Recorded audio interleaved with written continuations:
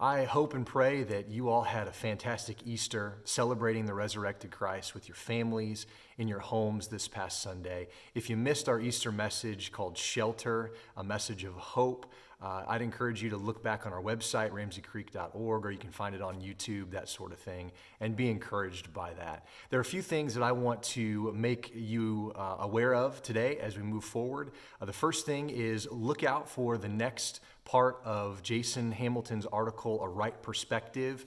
Look out for that on Friday or Saturday of this week. We're pleased and excited to share that next part of his article along with you.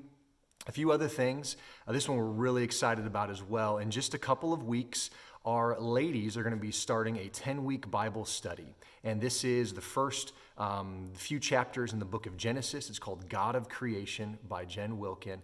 And you all must be excited about it already too, because there are almost 30 women who have committed to doing this together online for 10 weeks or so. So here are kind of the bullet points. The books are about $15 a piece. Go ahead and order those as quickly as you can. If you have any questions or need more information about it, you can contact my wife, Nikki Omis, through Facebook, or you can contact us through ramseycreek@gmail.com, and we'll pass along some more information to you. It's a 10-week study, and they'll be getting started with that soon. We're super excited and thankful for the ladies who are joining in with that and who are leading that as well. The next big thing we want to make you aware of is something we're calling care groups. Now, when this all first started, if probably most of us thought, okay, a couple of weeks we'll be separated and then things will go back to normal. That's not happening, and we don't know how long this is going to last, and so we want to provide another level of care, specifically for our members at this time, and so we're calling them care groups. So we have divided out our membership geographically, and our elders and deacons are going to lead these care groups. There's really not a whole lot that you need to do for this right now. One of your leaders is going to be reaching out to you soon. And they're going to be asking you questions about if you have any physical needs, if you have anything that you need to run to the store for, or rides to doctor's appointments, or just practical things that we can be helping with. Also, we have the ability to help a little bit financially with some people maybe who are out of work right now, or who just need this next kind of step of help in that regard. We're able to help a little bit by God's grace, and so we want to provide whatever we can. And also, we've been separated for feels like almost a month now, and so sometimes we just need somebody to listen, or somebody to talk to, or we need some encouragement, or just want prayer with someone, want to pray with someone. And so as your care group leader reaches out to you, I'd encourage you kind of be thinking about what needs can be helped with right now in you and in your family. And we want to be a resource to you however we can.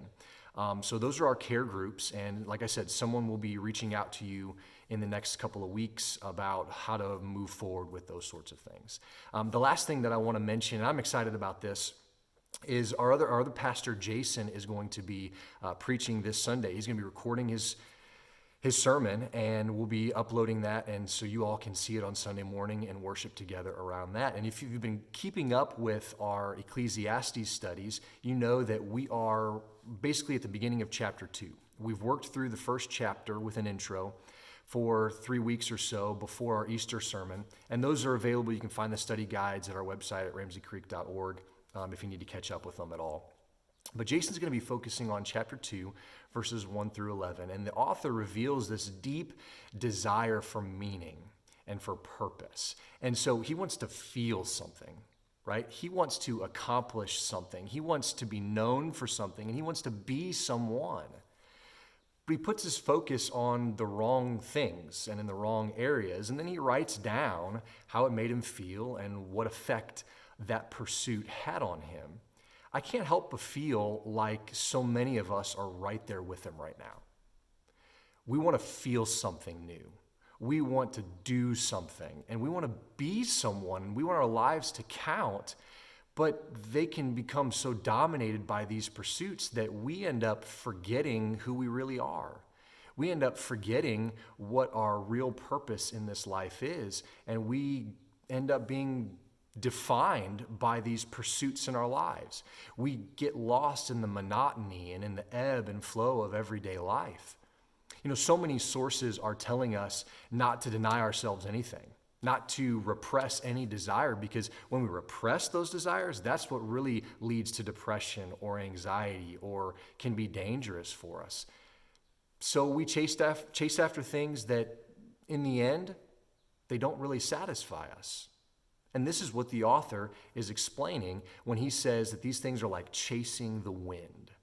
I think most of us realize that we're doing that at some point along the way, but oftentimes we're just too wrapped up in whatever it is that we're chasing after, or we're just too stubborn to admit it to make any change. Well, the first 11 verses of Ecclesiastes 2 shows us that the pursuit of earthly pleasure will not satisfy us because it was never designed to do so. It was never designed to satisfy us. Every good and every wonderful thing about this life has always been intended to direct us back to the giver of the good things, to God himself. So this week, this Sunday, Jason is going to explain all of this a little bit more. And man, I cannot wait for you guys to see it, to hear it this Sunday morning. I hope that you are doing well. If you need anything, please reach out and contact us in one of the ways that you know that you can, through our website or through Facebook here. And we hope that you're encouraged by these resources. If you need any more information about any of the things that I've talked about this morning, please let me know. God bless you, and we hope that you're doing well, staying well, and being blessed in the Lord.